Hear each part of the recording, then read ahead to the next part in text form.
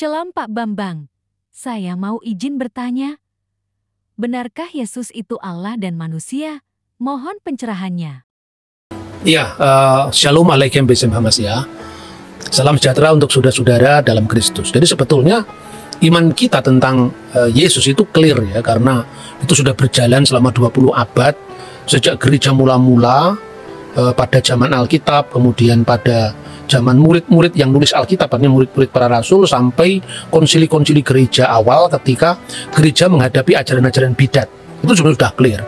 Jadi intinya iman Kristen meyakini berdasarkan ajaran para rasul, ya tentu yang ini jelas sekali bahwa Kristus itu sepenuhnya Allah sebagai firman dari Tuhan sendiri.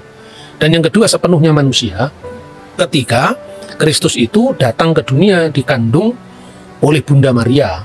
Dan dalam hal ini maka iman kita mengajarkan bahwa Kristus sepenuhnya sebagai Allah itu tidak merujuk kepada kemanusiaannya yang kelihatan, tetapi kepada firman Allah yang sudah ada sebelum segala sesuatunya ada, sesuai dengan apa yang disebutkan dalam Injil Yohanes pasal 1 ayat 1.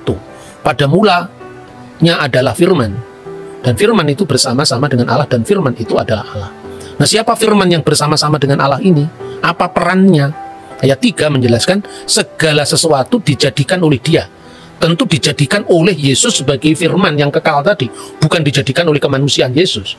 Ya, dan tanpa Dia, tanpa firman Allah itu tidak ada sesuatu pun yang jadi dari segala yang telah dijadikan. Nah, itulah yang di dalam bahasa teologi disebut praeksistensi putra Allah. Jadi Yesus sudah ada sebelum segala sesuatu ada, karena Dia firman Allah. Allah menciptakan dengan firman-Nya, dan tidak mungkin kalau firman itu ada kemudian setelah Allah. Nah, sebetulnya disebut firman di sini bukan sekedar kata-kata verbal, ya. Firman di sini sebetulnya bahasa aslinya itu logos. Logos itulah yang menjadi bahasa kita logik, logikos, logika. Jadi firman itu sesungguhnya adalah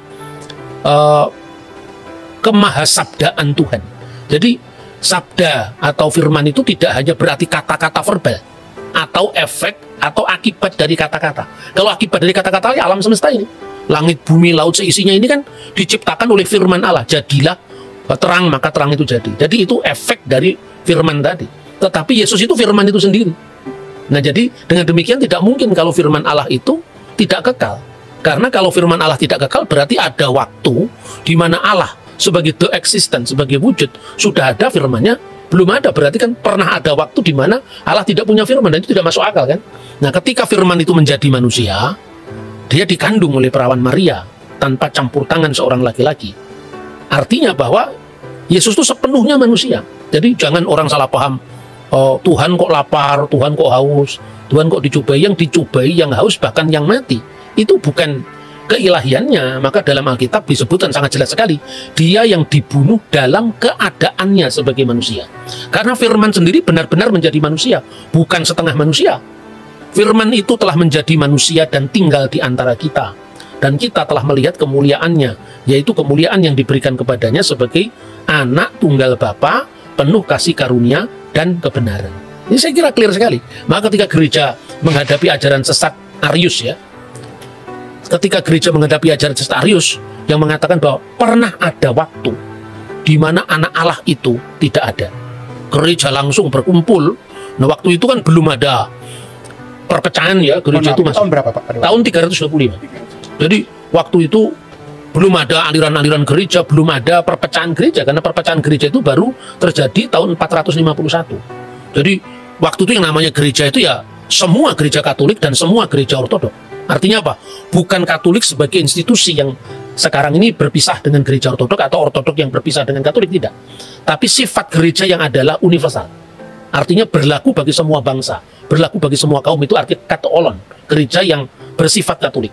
Begitu setiap gereja itu bersifat Ortodok. Artinya gereja itu menganut ajaran lurus yang diterus sampaikan tanpa putus dari para rasul. Makanya kalau ada gereja Roma, ya gereja di wilayah yurisdiksi Roma, gereja di wilayah yurisdiksi Antioquia, seperti yang diceritakan dalam Alkitab, ya, bahwa orang-orang mengikut Yesus itu pertama kali disebut Kristen itu kan di Antioquia. Kemudian dari Antioquia ke Roma, dari Roma Konstantinopel, kemudian di situ ada Alexandria. Jadi semua gereja sudah kumpul jadi satu. Lalu mengatakan tidak bisa, Arius itu salah. Karena apa? Kalau firman itu pernah tidak ada, berarti pernah ada Allah tanpa firman-Nya. Masa Allah pernah tidak punya firman? Kalau Allah pernah tidak punya firman, berarti Allah pernah tidak bisa mencipta. Jadi Allah dengan firman-Nya, dengan rohnya itu kekal. Itu kira-kira apa yang kita bisa pahami dari ajaran Kristen yang paling dasar tentang siapakah Yesus Kristus. Baik. Oke Pak Bambang, penjelasan Anda sangat mencerahkan dan menguatkan iman kami. Terima kasih, Tuhan Yesus memberkati.